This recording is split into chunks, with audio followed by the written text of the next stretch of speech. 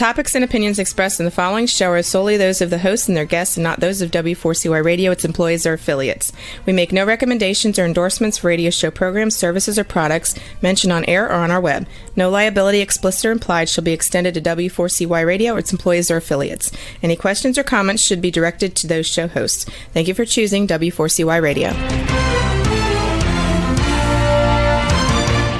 Welcome to the Ask the Expert show on W4CY Radio and Talk4 TV, where we bring you educational information from top local experts in the fields of legal, health, financial, and home improvement. Now sit back and listen to experts in family law, association law, hearing loss, business brokers, home care, along with many other topics. Now here are your hosts, Steve-O and Sophia. Hey, good afternoon, Arizona. Thank you. We have got a jam-packed show for you today. Our first topic, we were just discussing this right before the show, is without a doubt one of the hottest topics in America. It's neuropathy. And we did a show this morning in Dallas, and people were calling in, writing in from all over the state of Texas. I know we have a little bit of a more mature audience, and that might be the reason, but we were able to find one of the top board certified doctors in Arizona, and he specializes in neuropathy. His clinic is the Neuropathy Treatment Center of Arizona. We are so glad to have him on. Good afternoon, Patrick. Good afternoon, Steve. I am so glad that we got you. And, you know, what's really strange, I've been doing this for 13 years, and your last show and the show last month and the show I did this morning, we had more people saying it wasn't long enough. And I didn't even know there was that much information on neuropathy, but it is, and I'm just glad we have you. Tell people about your background and as well as your practice.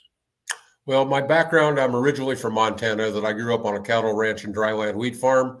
And it's that farm mentality basically that got me to where I am today, because on a farm, you basically think you're invincible. You can lift anything. And after graduating from college, I became a medical supply salesman, but I still thought I could lift all this stuff and found out I couldn't. Hurt my back, was scheduled for back surgery.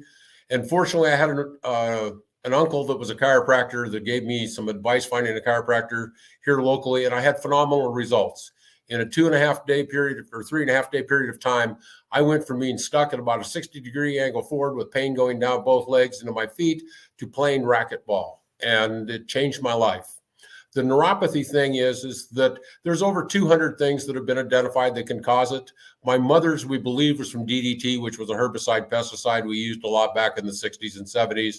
And we weren't smart enough to take the precautions with it. It killed weeds and bugs. It won't hurt me, but that's wrong. My mom got drenched with it one day.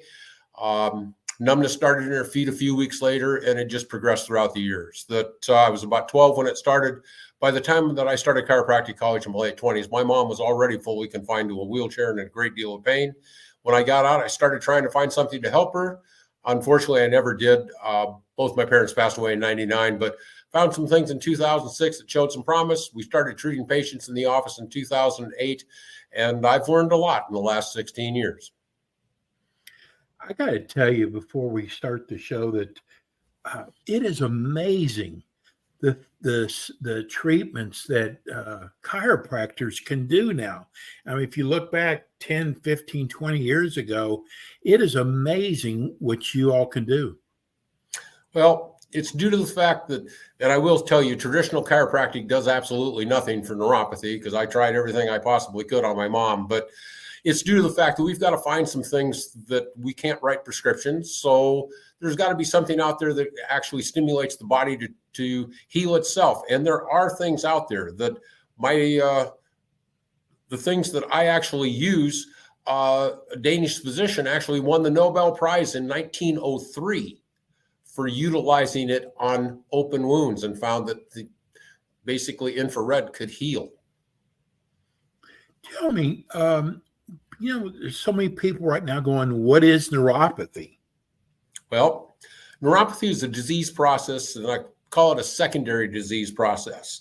And that is it never starts on its own. There is always an underlying cause, which is the problem that we have with trying to treat it, is that there's no cure for it because we'd actually have to have about 200 different cures. So all we can do is treat neuropathy, but it is basically something interfering with the ability to get oxygen to the nerve endings at the skin level and causes those cells at the ends of the nerves at the skin level to actually die off and go deeper into the tissue. And then they fire on their own. So people feel numbness, sharp shooting pains, burning, cold sensations. Affects their balance because those nerve endings are no longer down at the sole of the feet. They're deeper in, so they may feel like they're walking on a sponge or a piece of cardboard, and they become dependent on their depth perception for their balance. It's funny, you just answered one of the text questions. A lady from Scottsdale just wrote in. She said, I've been having problems with my balance. Could that be neuropathy? Most times it is. That what ends up happening is those cells, the sole of the foot, actually start to die off. They go deeper into the tissue, so you're not getting the feedback back that you normally would, and you become reliant on your depth perception. People will notice it the most, probably the most obvious, is when they're in the shower and they go to close their eyes to wash their hair, and they realize they need to be holding on to something. I know you don't have that problem, Steve, but that's still...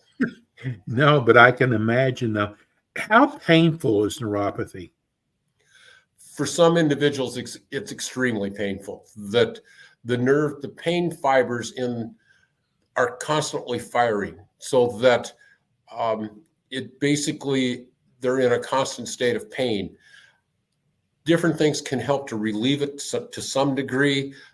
In the early stages, because they still have some normal nerve endings, so they may find that they have less of a problem when they have their shoes and socks on, but it becomes really severe when they take those shoes and socks off at night and interferes with their sleep, because those nerves that are no longer out at the skin level start to fire even more. And so pain levels have been described by a number of my patients as being 10 out of 10. Wow. We promoted your show, started yesterday, and this morning we got a text. He said he didn't know if he was going to be able, he's going to go back and at least watch the show, but he didn't know if he could come on when we're live. But he wanted to know if he has diabetes, and he wanted to know if that could be caused from neuropathy. Diabetes is the number one cause of neuropathy. And kind of the easiest way to explain why it starts, that when people have high blood sugar, which is what diabetes is, the sugar isn't just floating freely through the bloodstream. It actually attaches to the red blood cell at the same point that oxygen does. And so hemoglobin A1C, which is a common test for diabetes, that number that you actually get from that is actually the percentage of receptor sites taken up with sugar where oxygen should be. And so when that number starts elevating, the oxygen levels are actually decreasing. But diabetes actually only makes up 30% of the people that suffer with neuropathy. That 70% of the time, it is actually from some other cause. I don't want to sound like Debbie Downer, and if your name's Debbie, I apologize, but I want people to understand that if they don't take care of this problem, Patrick, they could end up with an amputation. Isn't that correct? It is more common with people that are suffering from diabetes. Other forms of neuropathy generally are not going to get that severe. But even with that, I'll be quite honest with you, the threat of amputation is used by a lot of my colleagues to try to instill fear that if they don't do their treatment, they're going to lose their toes. Okay. And I don't mean to, but it's not really as big of a problem as you think. There's 25 million people minimum that have neuropathy in the United States. There's 150,000 non-traumatic amputations. So that's basically 0.6 of 1% that are actually at risk of actually having an amputation. So it's not as severe of a threat as possible. But here's what I will tell you. If you're running around with an A1C of 8, 9, 10, 11, your chances of having an amputation are almost 90%. Wow. Patrick, I can just feel as people are driving around their car right now or who are watching the podcast, and they're saying, what do I look for to see if I possibly have neuropathy? Well, there's a couple simple things that people can actually do. Neuropathy affects the sensory nerves.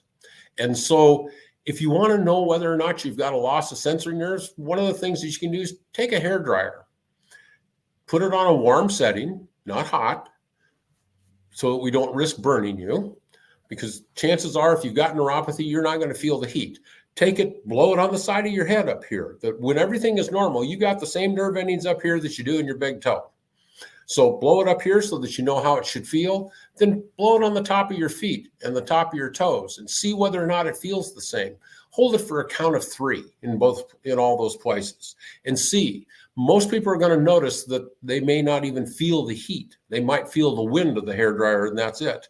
Another thing they can do is taking a metal handled knife, like from a flatware set, and test for the sensation of cool and just touch it up here. It'll feel cool to the touch. Do the same thing on the top of the instep of the foot and on the top of the toes. See if you feel it the same way. Those nerves are generally the ones that will be affected first. They're the ones that have a tendency that lead you to the sensation of numbness. And then we do a lot more comprehensive tests once people come into the office, but that's an easy way to determine whether or not they might have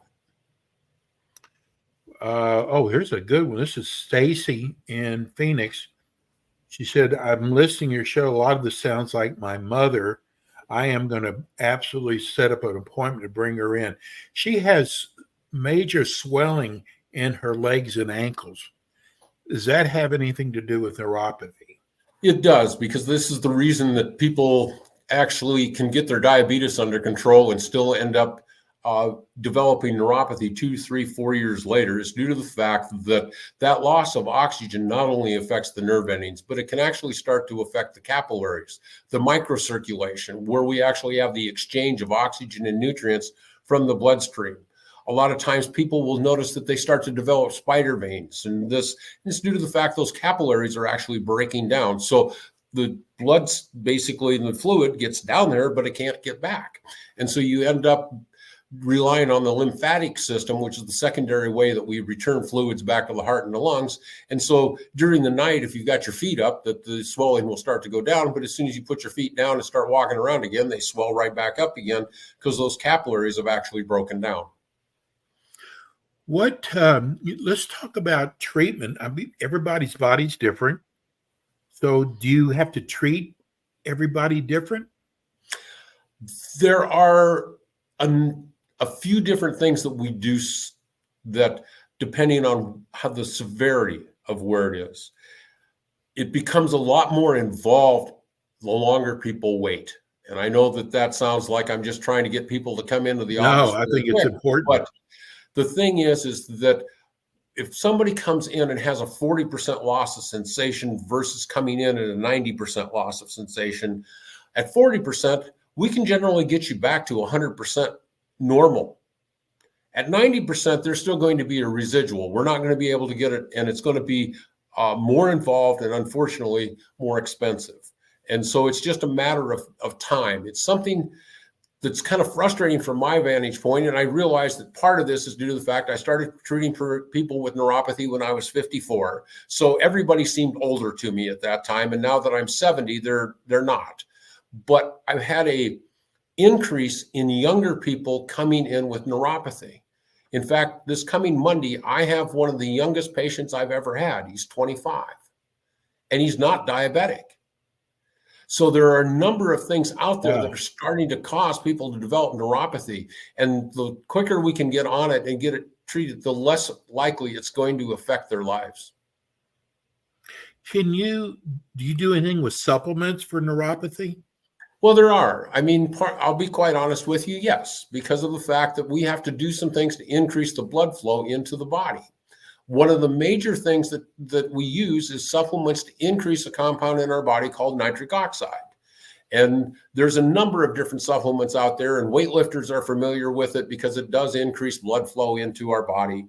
Nitric oxide is a naturally occurring substance in our body, but our production of it starts to decrease around the age of 40. And so by the time that we get to be in our age group in our late 60s, 70s, our nitric oxide levels can be almost depleted. And nitric oxide does help with actual healing. Yes, it dilates blood vessels, but it also helps with the absorption of oxygen and nutrients at the cellular level. And it also helps with neurotransmission. So we test for their nitric oxide levels when they come into the office. We just got a text in. This is another one from Phoenix. They want to know, how long is the treatment and what is your success rate? The treatment is for the rest of your life because there's no cure. So the treatment's actually done at home. We stopped doing in-office treatments back in 2015 when we did a survey of 200 patients that we treated between 2008 and 2014 and had them all tell me their neuropathy was as bad, if not worse, than it was when they ever came in to see me. And so I was the only one that benefited from them coming in, and that was not what I was trying to do. So the treatment is actually ongoing. There's a healing phase where you do it a lot, and then there's the maintenance phase from that point forward. The reason is that we're not treating the cause. The cause is still there. 30 to 40% of people that have neuropathy have idiopathic neuropathy where we can't even identify the cause. So there's no way to cure it. So the only thing we can do is treat it. My overall success rate in the last 4 years has been 98% of the patients that I have accepted for care have gotten at least a 65% reduction in their symptoms. I'm really careful about who I take. I make myself available 7 days a week from 7 o'clock in the morning until 8 o'clock at night by phone. I don't want people calling me up and yelling at me. You know, Dr. Stars, one of the reasons I'm so glad that you became one of our experts, your honesty is really, really important. We just got a text from a lady. She didn't name the city. I'm in a small town. If I were to drive in, how long does it take, the treatments? Like I said, the treatments are actually done at home. So the initial evaluation that we do is done at no charge because of the fact that I don't take everybody, and I'm never going to charge somebody to tell them no. But come in, we're looking at a 90 to maybe 2 hours of time. It is one-on-one with me. I don't have a large staff. I have one individual that helps me, and that's it. This is not we're basically doing the best that we possibly can to make sure that what we do will work for you. And if it doesn't, I'm going to tell you that my goal is to help everybody the best way that I can. And sometimes I'm not your answer. What about dietary? Is that having to do with neuropathy? It does. Particularly, if you're diabetic, you need to watch what you're doing from that particular aspect. But what all people with neuropathy are going to be affected if they eat a large amount of carbohydrates. Kind of the best example that I have is that my old office manager that I hired about 10 years ago, in around this time of the year, maybe a little bit later.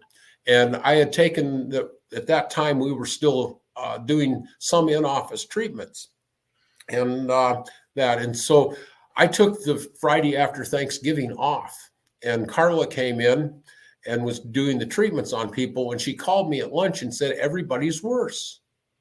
Everybody. And I went, of course they were. They drank and ate stuff on Thursday that they don't normally eat, and they did it all day. And so it irritated the neuropathy. And so, yes, diet does have an effect on pretty much everyone, particularly in the healing stage. As we get farther along and get people's nerves back to normal, it's not going to bother them that much.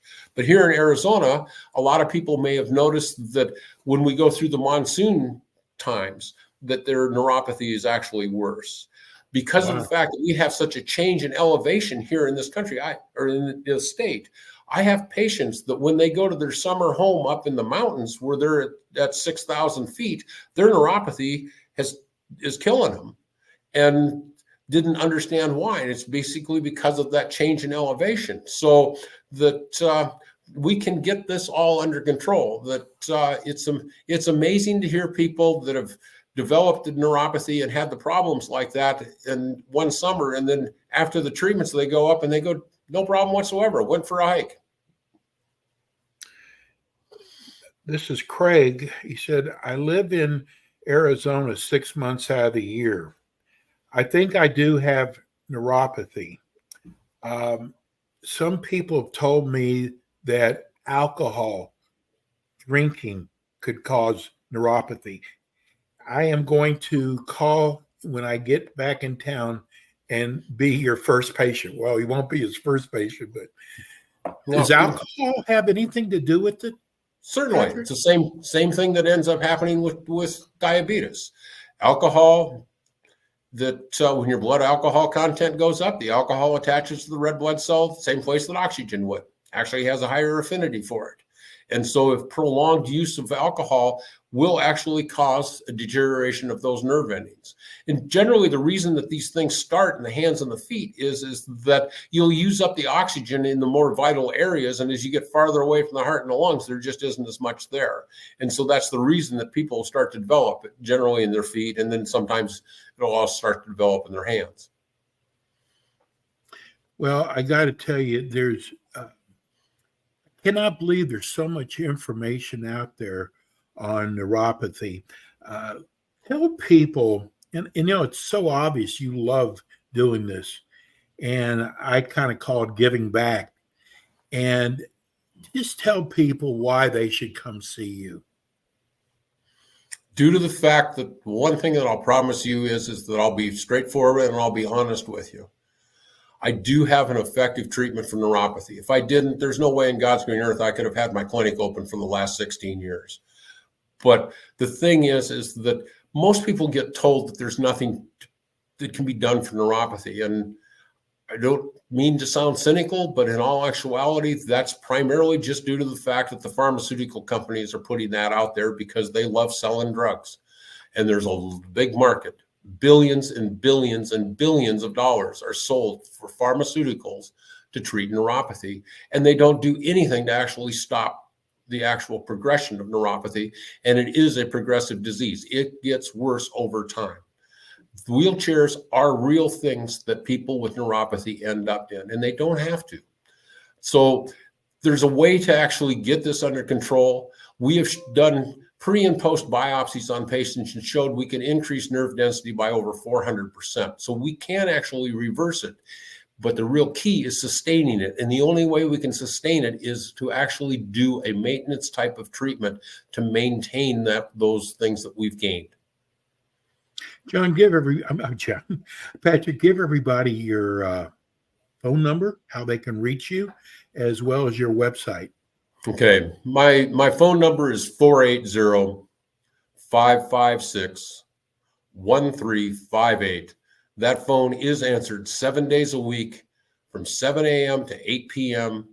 Inside of office hours, Elizabeth will be the one that answers it. Outside of office hours, it's me, so don't be surprised. My website is neuropathycurable.com. And you can reach me at Dr. Sartz at azneuropathycenter.com. It's my that's my email address. I am available, and I'll be more than happy to answer any questions. Calling me is not an obligation to come in. I'll be more than happy to answer any questions that you might have at any time about any treatment that you're doing. I don't care whether I want you to come in and see me, but that's not what I'm here. I'm here to basically give you as much help as I possibly can. any way I can. Patrick, we're so blessed to have you. You'll be back again with us next month. We'll be letting you know. Thank you so much, Patrick. Thank you, Steve. Have a good month. And we're going to go to our California market next. We'll be right back. And we are back with the Ask the Expert show on W4CY Radio and Talk4 TV with your hosts, Steve-O, Sophia, and their expert guests. And we are back. We're going to be doing the state of California. We have had about 4 or 5 people ask us when we were going to do a public insurance adjuster show. And it is not so easy because we're always looking for the best. We want the best of the best. And we were so lucky we have an expert that works our Colorado, Oklahoma area. And we just did our first show with him, and it was amazing. So we have asked him to join our California, which is our biggest market. And I'm so glad that he's here with us. He's with Metro Public Adjustment. Good afternoon, John. Hello there. And I also have Paul Peck that's going to be joining us. I got to tell you, I have to apologize. I just moved. All the junk you see behind me, I'm a normal guy, and we just moved, and all my stuff came out of storage. We just bought a place down in Jupiter, Florida, but I'm all over the country. I'm licensed in California. I get out there every so often. We have people with their feet on the ground in California, as well as 46 other states. So I have to apologize for the mess in my back of me. You know what, John? About it. I knew you were moving. It's like, is he going to be able to make the show today? I am so glad you did, because when we started promoting your show, we had so many people wanting to know what time, if it was Pacific Standard Time, if it was Central Time. So we answered all those questions. Right. And we're going to be waiting for Paul to come on. John, tell everybody about your company. Well, all right. I can start by just saying that I have a nonprofit organization. It's called Insurance Claims Assistance Incorporated, or .org, I should say. And I think that's how Steve originally got a hold of me, because we help people, at no cost, and we give them advice, we give them counsel on insurance claims. We're not insurance adjusters, we're public adjusters. We represent the public. Okay. So the company that I hold my license with is Metro Public Adjustment. We've been around for 30 years, going on 31 this year. We're licensed in 47 states nationally. So we're just getting started in California, and it's already blowing up on us. Okay. We have so many people that need help in California. I just recruited a guy. He's been in the insurance industry for, I believe, about 12 years or so. Mike, I'll just say his name is Mike.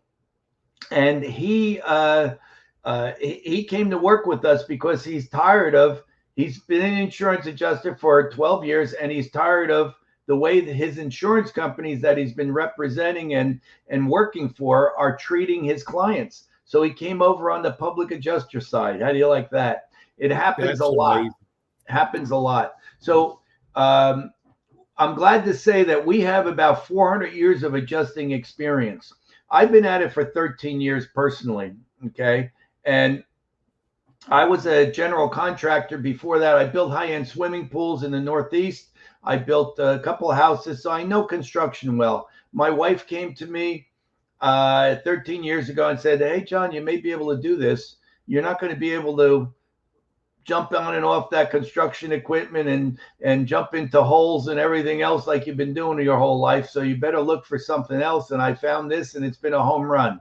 So we help thousands of people. Literally, we have 1 million clients. Okay. and around the nation. But we really are just starting to open up the West Coast.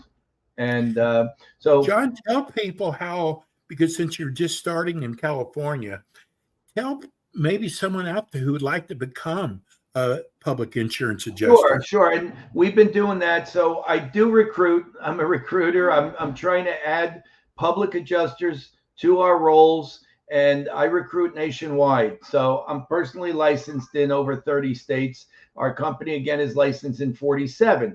So if anybody has any interest in maybe a career change or doing something part-time, you can work part-time with us. We have the best training in the public adjusting industry, bar none. Okay. We have hundreds of hours of video and YouTube videos on how to handle certain types of claims, whether they're frozen pipe claims or smoke claims or roof claims or hail claims or water claims of all types. We have a tremendous library of educational videos and so on how to handle these types of claims. So if somebody wants to come and work for us, they can contact me. My phone numbers, I guess, are listed someplace. My email is listed, but anybody can come on board with us, and we'll work with them. We'll take them right from ground zero. If they know nothing, or if you are a former adjuster or whatever, we can take you from where you're at and then help you out and push you forward. It's kind of funny. We met with Paul and his lovely wife for breakfast, and your phone just rang off the wall. Yeah. And it is so obvious that people love the work you do. If I'm sitting out there right now and I'm looking for a job change, how many hours would I have to put into this on the training end of it? Well, on the training, and I tell people, look, I'm from New Jersey. I say don't hold that against me, but I'm now a Floridian. I lived in Jersey my whole life. Okay. So I tell people, look, I studied 2 hours for my public adjuster license. Now I have a little bit of a background. I have somewhat of a background in construction and so on. So I had some basis. Okay. But I studied 2 hours. I passed my public adjuster licensing, and I'm not a rocket scientist. I'm not, I don't consider myself high IQ person or anything.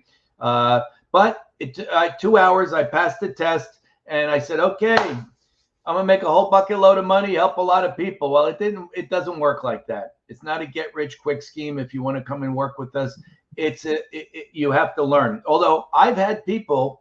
I want to mention his name, Paul Talmazin. I'm sure he wouldn't mind me mentioning it.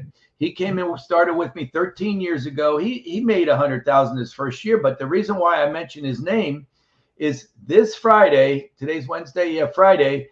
He's getting paid half of his commission on a claim that he settled in Florida here, right in Palm Beach, on Palm Beach Island, on a condo. He's getting a check for $48,000 on one claim. In another 2 months, he'll get another $48,000. He made $95,000 adjusting one claim. Now, you may say, well, that's highway robbery. I mean, who pays anybody $100,000 for doing something like that? Well, the client, the HOA on this condo association, got $1.2 million. So they were expecting $400,000. Paul got them $1.2 million. So here's what happened.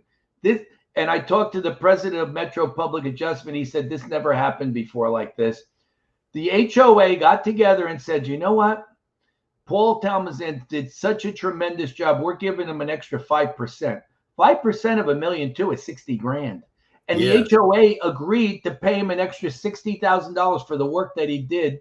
So what I'm saying all this for is, yes, you can make large amounts of money helping people.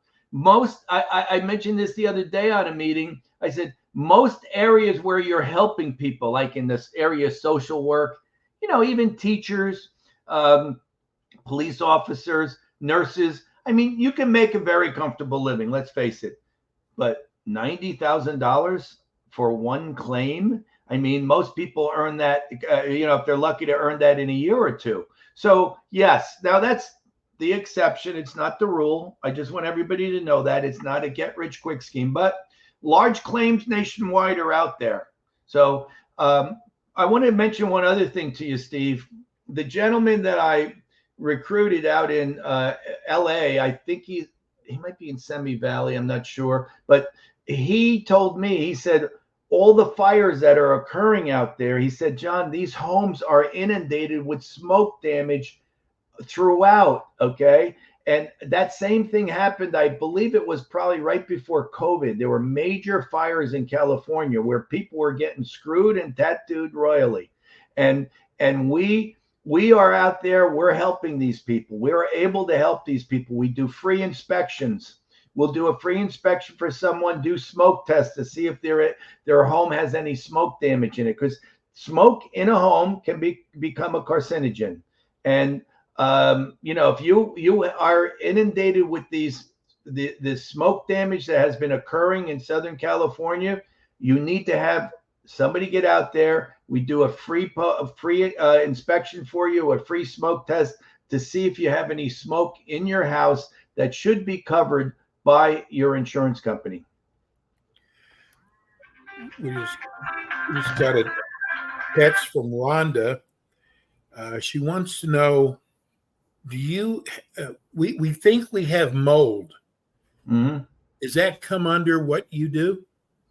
Sure. Now, mold is can be covered under your policy, but mold is an endorsement in the policy. If you file a claim for mold, you're going to be denied 99% of the time. Wow. Because the mold may be covered, but as an endorsement, it's not one of the 16 perils that is generally covered under an HO3 policy. So you really have to know the policy language. That's why you need a public adjuster sifting through this for you. Okay, we understand policies. We read policies. We know what they are. You have to be an LA attorney to understand some of these policies, and most of those attorneys don't understand them either, because they'll endorse something on the first page and exclude it on a later page. You have to know how to read these policies. But mold can be covered if you have an endorsement for it. Now, the way that kicks in place, triggers mold coverage, you have to know what the cause and origin of the loss is. So if you have a leaky pipe, if you had water come in through your roof, well, that's the cause and origin of the loss. If mold developed after that, you may be able to get the mold taken care of with an endorsement in your policy. So we'd have to look at the policy. What I ask people to do is send me your policy. Send me your policy. We'll review it at no cost. We'll do a presentation for you explaining all the areas of coverages for you, and there's no cost for that. Then we'll do a free inspection for you to see if it may be a covered loss. Let me mention this, Steve. We have thousands of claims that we CWP. We call it close without pay. The name for that acronym is a client with potential. So we protect people not to file frivolous claims. If you file a claim for mold, 99% of the time you're going to be denied. Why? The insurance company is going to write a denial letter and say, if you have mold, it's long-term seepage. And long-term seepage is an exclusion in all policies. So is mold really considered long-term seepage? No, but that's the way they deny claims, okay? So mold, I had one client in Kentucky, and the owner was a paraplegic. So they were denying the claim because they said, this was 6 months ago that it occurred, and there was mold there, and we know that it happened over time. And why didn't he file the claim in a timely fashion? I said, because the owner of the home is a paraplegic. He can't get down underneath the cabinet. And this is a true story. It's amazing that you would think that this happens even. Insurance companies deny it. And I said, look, this claim was for January 6th, 2021. Or I'm sorry, July 2021. And I said, Do you know what the temperature was July 6th, 2021 in Kentucky? Well, it was 92 degrees. So mold will develop under the right conditions. 92 degrees, you have moisture. Guess what? Mold can develop in 24 hours. I said, Wow. So you can't deny a claim based on mold being long-term seepage or long-term wear and tear or whatever, that's the terms they use. And so that particular claim, actually, it was a legitimate claim. It was a good claim. We filed the claim for the client for mold. I mean, we got the mold covered, but we filed a claim for an accidental discharge of water. John, we just got a text. This is interesting. It said, I saw where you were promoting your public insurance adjuster in California. I live there part of the year, and the other part, I live in Louisiana.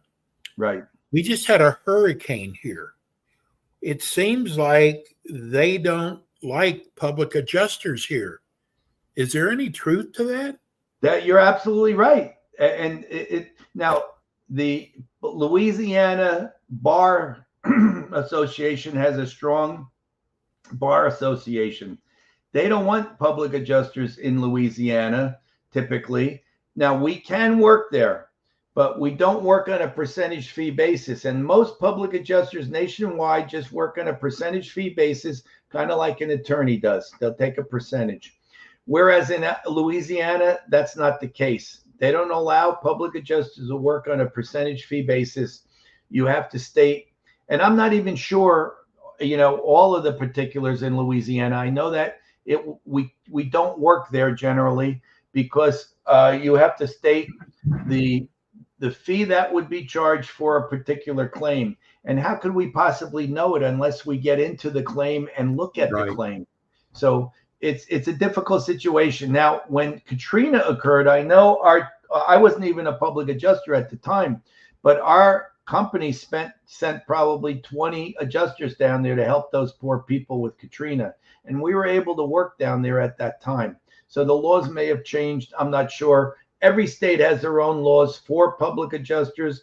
Every state has their own laws for how to get licensed, et cetera, et cetera.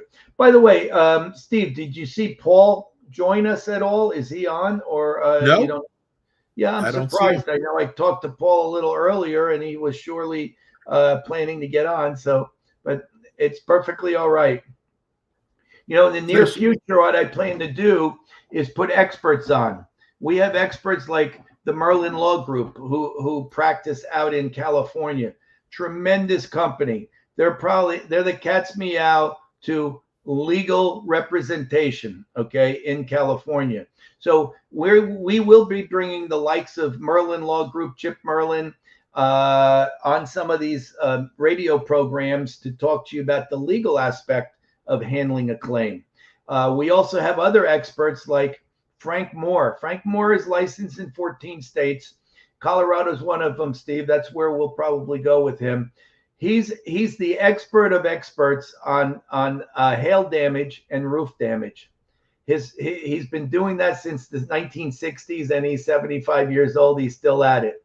So he's a expert. He's been in court thousands of times. Never lost a court case. Okay, he's very good, and he's just a great guy, a great expert that we use in the area of roofs, commercial roofs, hail damage, etc. So he'll be getting on some of our calls. Bill Undercuffler is another gentleman. He's licensed in 47 states nationwide, been an adjuster for over 30 years. And he's a real expert in the area of public adjusting. He's got probably about 100 YouTube videos on training. He's head of our adjusting department at Metro Public Adjustment. So he'll be coming on. People love to hear him. He's a very charismatic guy, but he knows how to get the job done. So, John, there's a lot of people, because we kind of got into the hiring aspect of it, but there's still, and this is the purpose of this show, there's a lot of people who still don't know what a public adjuster does. And we just got a question in wanting to know, what is your success rate versus what the insurance company offers me versus what you end up getting your client? Sure. So we call that a double check, or it's a prior notified claim, and so it may have been partially paid. We've got I can show you hundreds of claims that we call it a reopen. It's really a prior notified claim where the client got minimized, and their claims. Many times you'll see maybe a deductible of $1,000 or $2,500, and the insurance company pays just a little under that deductible. So there's no money outlay for the insurance company. It happens. I can probably show you hundreds of those. So what we do is we'll come in and we'll re-notify the claim, and then we take over from there. So if somebody got lowballed, if somebody didn't get what they were supposed to get, we will take a look at that claim at no cost. We call it a double check. We'll check it out to see if there's any more meat on the bone, if there's any more money that should be coming to you. But I've got examples of where clients have gotten below their deductible, or maybe just a few $100s, and we've gotten them tens of thousands of dollars. So we will take a look at that claim at no cost. There's no cost up front. We'll take a look at it. We'll review the claim and see if there's something that we can do for that prospective client to be able to, help them so that they're indemnified fully. John, can you reopen a claim? Sure, and that's what we talk about, reopening. Typically, the insurance company will want some reason to reopen it, and we give them all the reasons in the world. We'll give them. We'll explain that once we do our inspection and we discover the damages in that home that have not been properly inspected for by the insurance company, we'll find additional damages, supplemental damages. And what we'll do is we'll write the claim package all over again and reopen that claim. And then we'll start to work on it so that our clients are indemnified fully. So when you ask the question, what does a public adjuster really do? I tell people we help find money they didn't know they were owed. Okay, so that's what we do. People don't have they have no idea that certain damages are even covered under their policy. One aspect, Steve, that I know I get a lot, people why don't they file claims? They're afraid to. They're afraid, number one, they're afraid of their claims being or their policies being denied future coverage, canceled, outright cancellation, or their rates are going to go up. So what I explain to people, it's basically against the law for them to do that. They cannot non-renew you, cancel you, or raise your rate for filing a claim. If you file excessive claims and your risk changes, then they can do that. But I've got clients that have filed 3-4 claims over the past 7, 8, 10 years, and there's zero negative repercussion. We've got thousands of claims, and we have a small handful of claims where rates have gone up. And the rate that it went up was 10%. So if you're paying $1,500 a year for your insurance, and we file a claim for a roof, and you get $15,000 to $20,000, and your rate goes up 10% of $1,500, which is $150 a year, you're not going to file a claim? Of course you are. Right. I had another client recently call me, Steve, and they said, well, we're afraid to file the claim. They're afraid. Why are you? Let me ask you something. Do you use in your health insurance when you have to have a prescription placed by the doctor? Do you use your insurance, or do you pay out of pocket for that? You use your health insurance. When you have a car accident, you get a fender bender, or somebody hits you, are you going to use your automobile insurance to have the car repaired, or are you going to pay for it out of pocket? Look, homeowners insurance is even a better source for you to recover money for damages, because again, you don't have to worry about them non-renewing you, canceling, or raising your rate. Okay. John, we got about 20 seconds left. Tell people how they can reach you. Okay. Yeah, you can reach us either at the numbers you see below, telephone numbers. You could also reach me at jmesko@metropa.com. That's J as in John, MESKO. You see my name underneath my image at Metro, METRO, P as in Paul, A as in Apple.com. And we'll be glad to look at any situation you have. We'll look at it for you at no cost. We'll do a free consultation with you. And John will be back again with us next month. John, thank you so much. Thank I'm you. sorry we didn't get to see Paul, but we've got another show coming up in a couple weeks. Thank you. Take care. Thanks, John. Bye-bye now. And that'll do it for us today. Let me tell you, John is an amazing public adjuster. That's it for us today. We'll be back again with you next week with more Ask the Experts. Thanks for tuning in today to the Ask the Expert show on W4CY Radio and Talk4 TV. Tune in next week and every week to hear more from our experts on personal injury, insurance, air condition repairs, estate planning, Medicare, and many other topics in the areas of legal, health, financial, and home improvement. See you next week.